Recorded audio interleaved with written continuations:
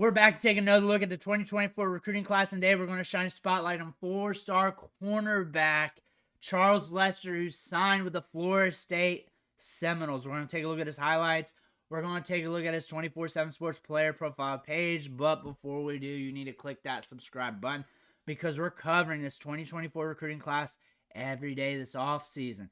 Player by player, going down the rankings, and you need to know what these players are doing on the field so you know a little bit about them when they start making plays for your team. Click that button, stop missing out. But let's take a look at Charles Lester's player profile page here.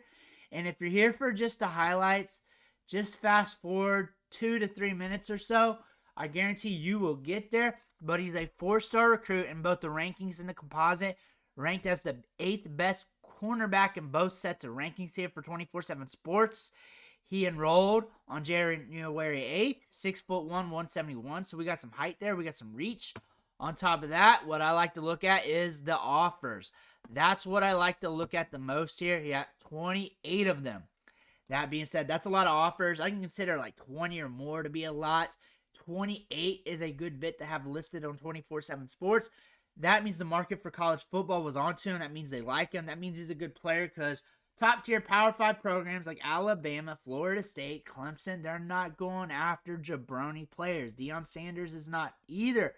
Depending on whether you like him or not, he's not either. That being said, looking at the scouting report, he's a longer cornerback prospect. He's got some reach. We saw that with his height. Played well on Friday nights and in tournaments. Pushing 6'2", can play in cover 2, can play in press. He played at the Wildcat spot as well. Played a lot of wide receiver on top of that. You're going to catch a lot of wide receiver clips in the highlights.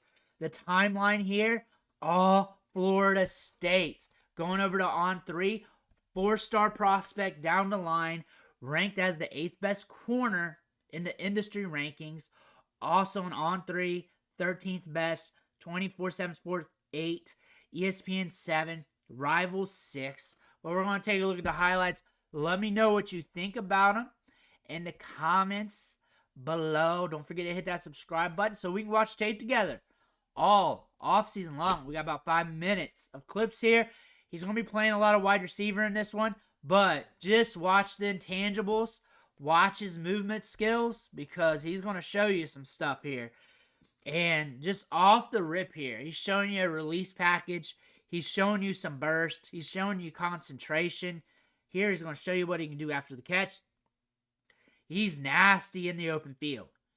What they're really showing you is he's a very dynamic player. Now we're at corner. We're playing off. Watch him. He has a good feel. Staying tight, coming up with the pick. The ball skills showing up on the defensive side of the ball. We're going to see a lot of work on the offensive side of the ball because I did this video already and I messed up. I usually don't watch the clips before I do the video, but sometimes the videos mess up. But what I see here is burst, ball skills, nuance on the offensive side of the ball, which indicates to me that he's going to have some good closing speed. He's going to allow that wide receiver to be even or even get a little bit ahead and then close the gap right there, getting the pick, bringing it down. With that burst, that's going to allow you to do so. We're seeing good intangibles on the offensive side of the ball, good body control there. And some of the stuff I'm seeing at the wide receiver spot, some of these wide receivers who are regarded very high in the class aren't doing some of that finer stuff off the release package and the breaks and the cell tactics. So this indicates to me this is a player that's really going to take their time to learn the position, really take their time to develop because he put his time in. We got some burst. He's a nasty athlete. Step back, back pedal. He's got a good feel, good read, good timing as well. Didn't close up too early. Allowed that ball to get there. Allowed the quarterback to get sucked in there. A lot of good stuff there. A lot of good stuff you could see from that play. You're going to see a lot from offense. The competition of playing some of these games might be a little suspect, like you're looking here. But again, watching the ball come out, get downfield. Look at the pick. That's what I'm talking about, the closing distance from the burst. Just allowing that wide receiver to get like a little step ahead or even be even. Let that quarterback think he's got him. Let that quarterback chuck it, and then you close it with that burst. That's what I'm talking about, and that's what I mean by looking at the intangibles here on the offensive side of the ball. Because there are still clues of what you're getting. And we can read them all day from him maneuvering on the outside. The release package, the ball skills here, just looking solid. He's a very solid wide receiver. Watch here. We're going to start seeing the release. Bam, bam. That's a good release package. Selling to the inside, breaking it back off to the outside, creating separation, creating distance. Good distance management. Look at the little head fake or the shoulder whip to the inside to get that separation towards the corner there. Getting downfield.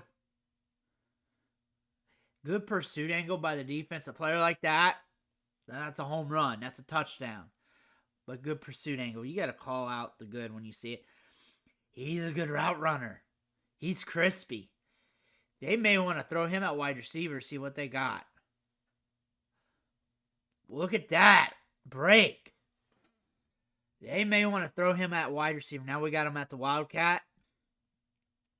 They may want to mess around with him at wide receiver because he's doing some things, like the little finer things, that a lot of wide receivers on the top end are not doing. That break towards the outside, that out route there, that was nasty. You're not seeing many high school players on the top level do that. Because watch all the clips I've done on these wide receivers and let me know that you've seen a lot of them do that. Because we haven't. Looking at this, and I'm saying you got a player here that's going to develop, work on development, really work on the finer nuances, because he's shown it at the high school level, especially on offense. Because we're not seeing many clips from defense. Ball's in the air. Good concentration to bring it down. Good throw by the quarterback, too. Good placement. Good closing speed there on defense. He's getting up there, closing the gap. There we go. We're on offense. It's back there. Do I need to fix this a little bit? Maybe a shade. There we go.